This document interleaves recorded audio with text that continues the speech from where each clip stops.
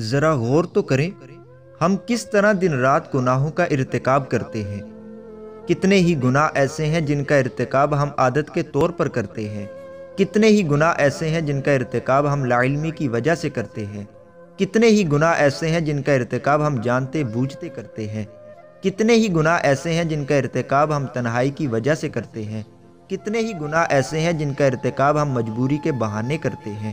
کتنے ہی گناہ ایسے ہیں جن کا ارتکاب ہم اپنی اولاد کا مستقبل سنوارنے کے لیے کرتے ہیں۔ کتنے ہی گناہ ایسے ہیں جن کا ارتکاب ہم اپنی ناک اونچی رکھنے کے لیے کرتے ہیں۔